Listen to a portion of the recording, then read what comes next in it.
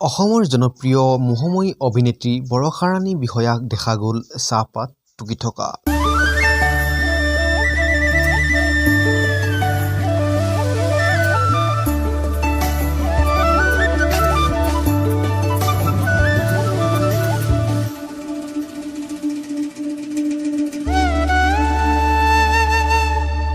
বন্ধু-বান্ধৱীসকল, আপোনালোকে নিশ্চয় জানে যে আমাৰ মৰমৰ অভিনেত্ৰীগৰাকী বৰ্তমান গৰ্ভৱতী আৰু এই খবৰটো আগতে আমাৰ চেনেলতে জনোৱা হৈছিল।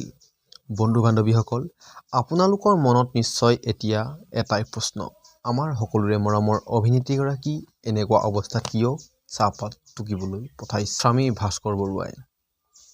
বন্ধু-বান্ধৱীসকল, আপোনালোকক মই সকলোবোৰ জনাম এই ভিডিঅ'ৰ জৰিয়তে। আপোনালোকে ভিডিঅ'টো শেষলৈকে চাই থাকিব আৰু ভিডিঅ'টো চাই ভাল পালে এটা লাইক কৰিব আৰু এটা কমেণ্ট কৰি আপুনি তেওঁ সন্তানটি সুকলমে আহিবৰ বাবে আশীৰ্বাদ কৰি জনাব আৰু ভিডিঅ'টো শ্বেয়াৰ কৰি দিব।